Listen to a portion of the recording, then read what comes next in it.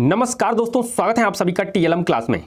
दोस्तों डिस्कस करेंगे top 15 questions को जो कि आपकी सीटेट परीक्षा के लिए बेहद बेहद महत्वपूर्ण होने वाले हैं। तो आइए दोस्तों देरी ना करते हुए लेते हैं टेस्ट सीरीज का पहला प्रश्न। पहला प्रश्न है दोस्तों, प्याजे यानी जीन प्याजे महोदय अनुमोदन करते हैं कि पूर्व संक्रात्मक बच्चे याद करने में असमर्थ होते हैं। निम्नलिखित कारकों में से किसको उन्होंने इस असमर्थता के लिए जिम्मेदार ठहराया है। दोस्तों आपको बता दें, प्याजे महोदय ने संज्ञानात्मक विकास दिया और उसमें इन्होंने चार अवस्थाएं बताई।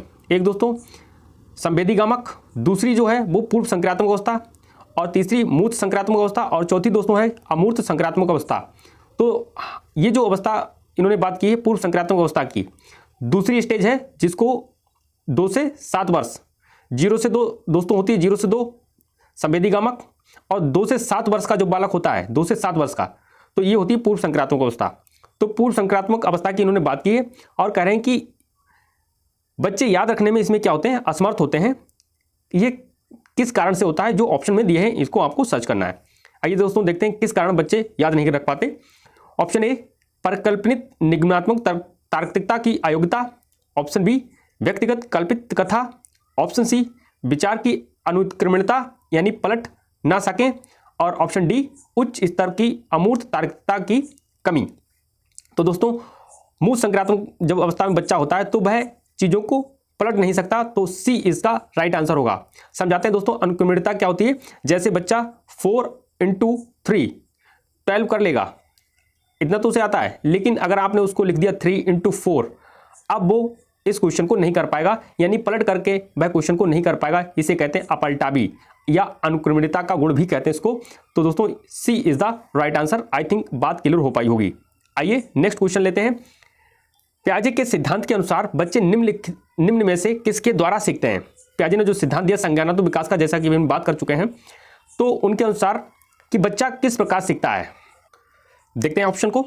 ऑप्शन ए सही प्रकार से ध्यान लगाकर जानकारी को याद करना, ऑप्शन बी समाज के आर्थिक योग्य सदस्यों के द्वारा उपलब्ध कराए गए सहारे के आधार पर, ऑप्शन सी अनुकूलन की प्रक्रियाएं, ऑप्शन डी उपयुक्त पुरस्कार दिए जाने पर अपने व्यवहार में परिवर्तन करना। तो दोस्तों इसका जो राइट आंसर होने वाला है option C is the right answer. दोस्तों प्याजे ने बताया है कि बच्चा जो होता है वो अनुकूलन की प्रक्रियाओं से सीखता है। दोस्तों अनुकूलन में 2 प्रक्रियाएं इन्होंने बताई हैं। एक दोस्तों इन्होंने बताया है समावेशन यानी इसे समायोजन कहते हैं। तो एक समायोजन दोस्तों बताया है, और एक जो दोस्तों बताया है इन्होंने, और दूसरा जो इसका पार्ट होता है वो होता है दोस्तों आत्मसातीकरण।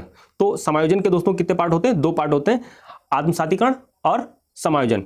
इन दोनों के सहारे क्या होता है, बच्चा सीखता है। तो सी इज द राइट आंसर। आइए नेक्स्ट क्वेश्चन को लेते हैं। लिखा है वाइगोत्स्की के अनुसार समीपस्थ विकास का क्षेत्र है। दोस्तों इसका जो राइट आंसर होने वाला है वह है ऑप्शन बी। आपको हम बता दें दोस्तों, वाइगोत्स्की ने समीपस्थ विकास का क्षेत्र बताया है कि एक बालक है वह अपने आप को सीखता है, यानी स्वतंत्र रूप से जो बच्चा है वह स्वतंत्र रूप से कुछ सीखता है अपने आप, तथा बाद में वह नहीं सीख पाता है तो अपने से बड़ों का सहारा लेकर के चीज़ों को करता है। तो इसके बीच जो अंतर है उसे ही हम क्या कहते हैं, समीपस्थ विकास का क्षेत्र। B is the right answer. यानी कि दोस्तों पहले बच्चे ने, जैसे एक उदाहरण के थ्रू अगर समझें इसको, बच्चा है वह 1 से 10 तक गिनती अपने आप लिख सकता है, और अगर कोई बड़ा उसको सहारा देता है तो वह 20 तक गिनती लिख सकता है। तो इसके बीच का जो अंतर कहलाएगा वह क्या कहलाएगा, समीपस्थ विकास का क्षेत्र, यानी बी आंसर हो जाएगा आपका। आइए नेक्स्ट क्वेश्चन लेते हैं। एक बहुसांस्कृतिक कक्ष में एक अध्यापिका सुनिश्चित करेगी कि आकलन में निम्नलिखित में से सम्मिलित हो। दोस्तों क्वेश्चन को समझ लेते हैं अपनी भाषा में थोड़ा सा। जो कक्षा है वह कैसा है, बहुसांस्कृतिक है। अलग अलग भिन्न जगह से बच्चे आते हैं, बहुसांस्कृतिक है, अलग अलग भाषा वाले बच्चे आ रहे हैं और कह रहे हैं कि उनका आकलन करना है, तो निम्नलिखित में से सम्मिलित होगा। तो आप उसमें क्या सम्मिलित करेंगे, क्या किस चीज़ का आकलन करेंगे। हर चीज़ का तो नहीं कर सकते, तो किस चीज़ का आकलन करेंगे, क्योंकि जो कक्षा है वह कैसी है, बहुसांस्कृतिक है। तो इसका दोस्तों आंसर आपको बताना है। ऑप्शन ए अपने आकलन उपकरण की विश्वसनीयता तथा वैधता को चेक करेंगी, ऑप्शन बी अधिगम के न्यूनतम स्तरों के लिए अनुपालन करते हुए विद्यालय प्रशासन की अपेक्षाओं को पूरा करेंगी। दोस्तों ये तो आंसर ही नहीं होगा। विद्यालय प्रशासन की अपेक्षाओं को पूरा करना हम आकलन इसलिए नहीं करते कि जो विद्यालय प्रशासन की अपेक्षाओं पर खरा उतर पाए, तो बी ऑप्शन कट जाएगा। आइए नेक्स्ट लेते हैं। आकलन उपकरण का मानकीकरण करेंगी। ऑप्शन डी, अपने विद्यार्थियों को सामाजिक सांस्कृतिक पृष्ठभूमि का आकलन करेंगे। तो दोस्तों D is the right answer. हम क्या करेंगे, विद्यार्थियों की जो सामाजिक सांस्कृतिक पृष्ठभूमि का भी क्या करेंगे, आकलन करेंगे, क्योंकि बच्चे कहाँ से आ रहे हैं इसको आपको ध्यान रखना है। बहुत सांस्कृतिक कक्षा है, इसलिए सांस्कृतिक पृष्ठभूमि का हम आकलन करेंगे, असेसमेंट करेंगे। D is the right answer. आइए नेक्स्ट क्वेश्चन को लेते हैं। एक उच्च प्राथमिक विद्यालय के संरचनात्मक कक्षा कक्ष में अपने स्वयं के आकलन में विद्यार्थियों की भूमिका निम्नलिखित में से क्या देखा जाएगा। बच्चा चाहते हैं कि उनका आकलन जो है वो स्वयं की भूमिका उनकी क्या होगी। तो इसका दोस्तों जो आंसर रहेगा सी इज द राइट आंसर। विद्यार्थी अध्यापक के साथ आकलन के लिए योजना बनाएंगे। विद्यार्थी खुद क्या करेंगे, योजना बनाएंगे आकलन के लिए। सी इज द राइट आंसर। आइए नेक्स्ट क्वेश्चन लेते हैं। समावेशी शिक्षा के पीछे मूलाधार यह है कि, पहले तो समझ लेते हैं दोस्तों समावेशी शिक्षा क्या है और फिर उसके पीछे जो मूल आधार है उसे क्या, वो क्या है। तो समावेशी शिक्षा दोस्तों वो शिक्षा होती है जिसमें हम प्रत्येक बच्चे को एक छत के नीचे शिक्षा देते हैं। जैसे दोस्तों हो सकता है बच्चे अष्टबाधित हो, कोई बच्चा हो सकता है दृष्टिबाधित हो, कोई बच्चा हो सकता है ऐसे गांव से आ रहा हो जहाँ पे शिक्षा व्यवस्था ठीक नहीं है, हो सकता है बच्चे की भाषा अलग हो। तो उन सारे बच्चों को, हो सकता है बच्चा मूर्ख की श्रेणी में आता हो सकता है बच्चा अधिक तीव्र बुद्धिमान हो। तो उन सारे बच्चों को क्या करेंगे, हम एक छत के नीचे जब बैठा करके उनको शिक्षा देंगे तो ये कहलाती है समावेशी शिक्षा। समावेशी का अर्थ ही होता है सबको साथ में लेकर के जब हम चलते हैं तो इसे समावेशी शिक्षा कहते हैं। आई थिंक बात क्लियर हो पाई होगी। अब इसमें क्या है कि इसके पीछे मूल आधार क्या है, क्यों हमने समावेशी शिक्षा को प्रेफर किया। तो दोस्तों इसका जो राइट आंसर होगा वह होगा option A is the right answer. समाज में भिन्नता है और विद्यालय को इस भिन्नता के प्रति संवेदनशील होने के लिए समावेशी होना आवश्यक है। अब आप समावेशी इसलिए होंगे क्योंकि समाज में क्या है, हमारे भिन्नता है। हमारे प्रत्येक समाज में क्या होती है, भिन्नता होती है, जिसके कारण हम सारे बच्चों को लेंगे। सोचो दोस्तों, अगर हम इन बच्चों को एक साथ ना लें, पता चले दोस्तों क्या होगा कि कोई दृष्टिबाधित बच्चा है और उसको हम समावेश ना करें तो पता नहीं दृष्टिबाधितों के लिए हो सकता है बहुत डिस्टेंस पर विद्यालय हो तो उसको कितनी दूरी तय करके जानी पड़ेगी, या हो सकता है वो पढ़ाई ही ना करे। तो इसलिए बहुत सारी समस्याएं आ सकती हैं। तो इसका जो राइट आंसर होगा ए इज द राइट आंसर। आइए नेक्स्ट क्वेश्चन लेते हैं।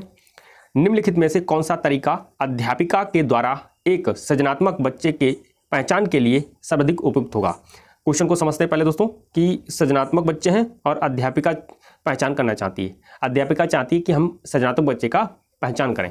तो आपको बता दें सृजनात्मक बच्चे वो बच्चे होते हैं जिनके माइंड में क्रिएटिविटी होती है। क्रिएटिविटी मतलब कि वह कुछ नया करने की सोचते रहते हैं। जैसे आपने बच्चों को खिलौना दे दिया, अब वह खिलौने को क्या करेंगे, खिलौने को तोड़ के देखेंगे, कुछ और बनाएंगे उससे। तो ऐसे बच्चे जो क्रिएटिव होते हैं, कुछ अलग करने की सोचते रहते हैं, ऐसे बच्चे कहलाते हैं सृजनात्मक। ठीक है, अब आइए दोस्तों उनकी पहचान कैसे होगी। अगर आप एक अध्यापिका या अध्यापक होते तो आप क्या करते, ये आपसे पूछा जा रहा है।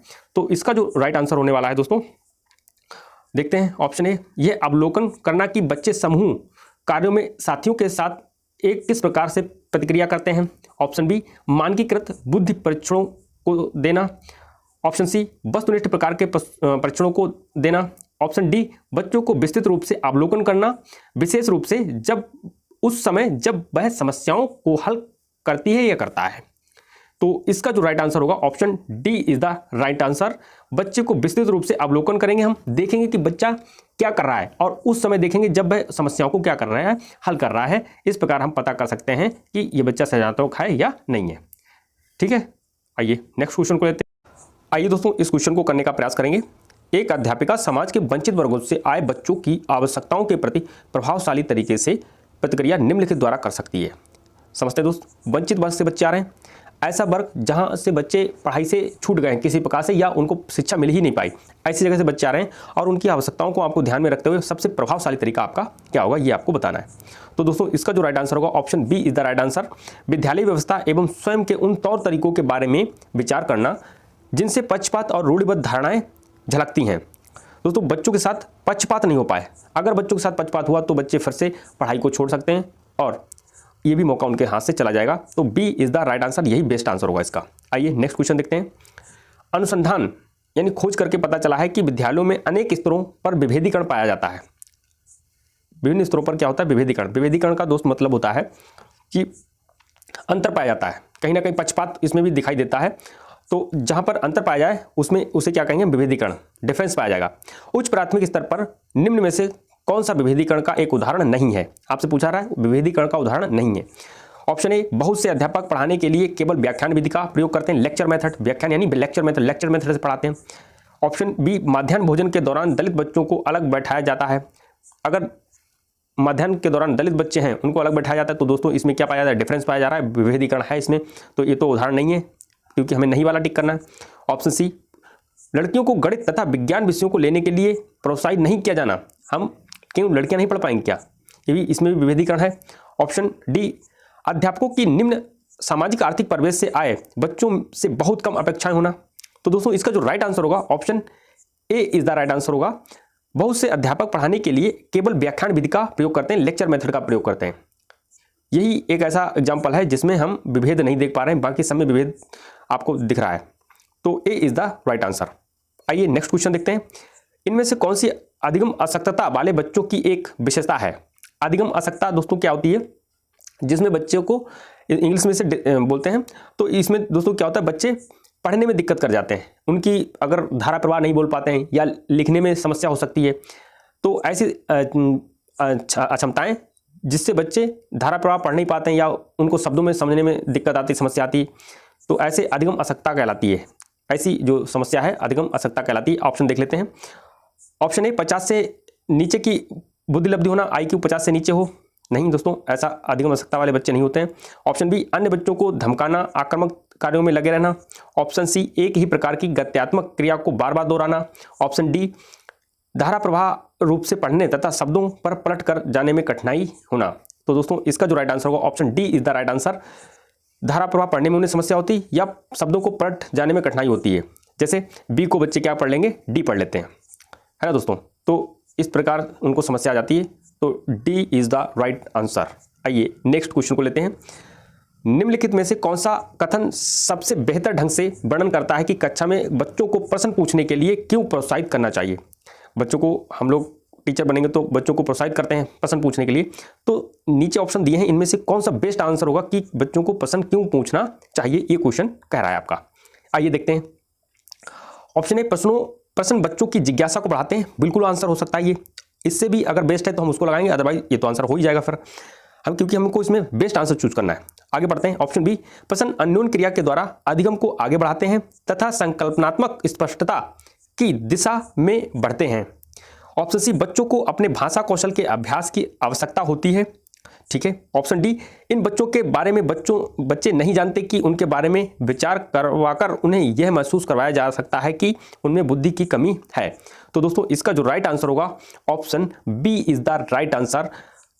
प्रश्न क्या होते हैं? अननोन क्रिया के माध्यम से अधिगम यानी लर्निंग को आगे बढ़ाते हैं, अननोन क्रिया के माध्यम से अधिगम को आगे बढ़ाने का काम करते हैं तथा संकल्पनात्मक यानी कि कॉन्सेप्चुअल स्पष्टता बच्चों में आती है, उनके कॉन्सेप्ट क्या हो जाते हैं, क्लियर हो जाते हैं प्रश्नों के माध्यम से। तो B is the right answer दोस्तों। आइए नेक्स्ट क्वेश्चन लेते हैं। निम्नलिखित में से कौन सी आकलन पद्धति विद्यार्थियों की सर्वोत्तम क्षमता को पोषित करेगी? यानी कौन सी पद्धति है जो विद्यार्थियों के लिए वो सर्वोत्तम है, जिसे बच्चों की हम आकलन करके हम पता कर सकते हैं। आइए देखते हैं ऑप्शन को। ऑप्शन ए, जब विद्यार्थियों को बहुविकल्पीय प्रश्नों के माध्यम से किए गए परीक्षण के रूप में तथ्यों को दोहराने की आवश्यकता होती है, ये ऑप्शन बी, जब संकल्पनात्मक परिवर्तन तथा विद्यार्थियों के वैकल्पिक समाधानों को आकलन की भिन्न विधियों के द्वारा आकलित किया जाता है। तो दोस्तों इसका जो राइट आंसर होगा बी ही राइट आंसर हो जाएगा। अन्य क्या है, जब संकल्पनात्मक परिवर्तन और विद्यार्थियों के वैकल्पिक समाधानों के आकलन की भिन्न पद्धतियों, यहाँ पे आप देखिए भिन्न पद्धतियों के द्वारा हम क्या करेंगे, आकलन करेंगे, एक पद्धति नहीं है, भिन्न पद्धतियों से जब हम आकलन करेंगे, यही दोस्तों आपका आंसर होगा, B is the right answer. आइए नेक्स्ट क्वेश्चन लेते हैं। एक बच्चे को सहारा देने की मात्रा एवं प्रकार में परिवर्तन इस बात पर निर्भर करता है। बहुत बेस्ट क्वेश्चन है दोस्तों एग्जाम की दृष्टि से। अगर देखें, कह रहे हैं कि बच्चों को हमें सहारा देना होता है। कुछ बच्चे होते हैं जो थोड़ा बहुत अपने आप काम कर पाते हैं, फिर उसके बाद उनको थोड़ी सी अगर हेल्प करो तो वो और भी काम कर सकते हैं। तो कह रहे हैं कि मात्रा कि बच्चों को सहारा देना है तो किस मात्रा में देना है और किस प्रकार में देना है, किस बात पर निर्भर करेगा। तो दोस्तों इसका जो राइट आंसर होगा option C is the right answer. बच्चों के निष्पादन स्तर को देखते हुए, बच्चे का निष्पादन यानी कि परफॉर्मेंस स्तर क्या है, उस हिसाब से उस परफॉर्मेंस स्तर को देख करके फिर हम बच्चों को क्या करेंगे, उसे उसी मात्रा में और उसी प्रकार का क्या करेंगे, सहारा देंगे। आई थिंक बात क्लियर हो पाई होगी। तो सी इज द राइट आंसर। आइए नेक्स्ट क्वेश्चन देखते हैं। उच्च प्राथमिक विद्यालय की गणित अध्यापिका के रूप में आप विश्वास करती हैं कि, यदि आप एक गणित अध्यापिका या अध्यापक हैं तो आप किस बात में विश्वास करती हैं कि ए, विद्यार्थियों की गलतियां उनके चिंतन में अंतर्दृष्टियां उपलब्ध कराती हैं। ऑप्शन बी, उच्च प्राथमिक विद्यालय के सभी बच्चों में गणित पढ़ने की योग्यता नहीं है। ऑप्शन सी, लड़के गणित को बिना अधिक प्रयास किए सीख जाएंगे क्योंकि यहां उनकी जन्मजात विशेषता है और आपको लड़कियों के ऊपर अधिक ध्यान देने की आवश्यकता है। ऑप्शन डी, विद्यार्थियों को कार्यविधि ज्ञान के जानने की आवश्यकता होती है, चाहे वे संकल्पनात्मक आधार नहीं समझते हों। तो दोस्तों इसका जो बेस्ट आंसर होगा option A is the best answer है दोस्तों। विद्यार्थियों की गलतियां उनके चिंतन में अंतर्दृष्टियां उपलब्ध कराती हैं, यानी उनकी अंदर की जो भावनाएं, अंदर की जो बात है वो एक अध्यापक को पता चलती है कि बच्चे कैसे सीखते हैं। जो गलतियां करेंगे तो उनकी गलतियों से हमें पता चलता है कि बच्चे सीखते कैसे हैं। यही हमारा विश्वास होना चाहिए। ए इज द राइट आंसर। आइए नेक्स्ट क्वेश्चन लेते हैं दोस्तों। इन कथनों में से आप किससे सहमत हैं? 4 ऑप्शन दिए, इनमें से आप किससे सहमत है ये आपको पढ़ करके बताना है। आइए दोस्तों करते हैं इसको। ऑप्शन ए, एक बच्चा अनुत्तीर्ण होता है क्योंकि सरकार विद्यालयों में अपर्याप्त प्रौद्योगिकी संसाधन प्रदान नहीं कर रही है। ऑप्शन बी, एक बच्चे की असफलता के लिए वंशानुक्रम घटकों को प्रत्यक्ष रूप से जिम्मेदार ठहराया जा सकता है जिससे उनसे उनके माता पिता से अर्जित किया गया है। ऑप्शन सी, एक बच्चे की असफलता व्यवस्था तथा बच्चे के प्रति प्रतिक्रिया करने की उनकी असमर्थता का एक प्रतिबिंब है। डी, इनमें से कोई नहीं। तो दोस्तों इसका जो राइट आंसर होगा सी इज द राइट आंसर। एक बच्चे की असफलता जो होती है, यदि बच्चा असफल हुआ है तो व्यवस्था इसमें जिम्मेदार होती है, स्कूल की व्यवस्था जो है वह जिम्मेदार होती है, तथा बच्चे के प्रति प्रतिक्रिया करने की उसकी असमर्थता, कि बच्चा प्रतिक्रिया नहीं कर पा रहा, उसकी जो असमर्थता है इसके कारण बच्चा क्या होता है, फेल होता है। तो सी इज द राइट आंसर।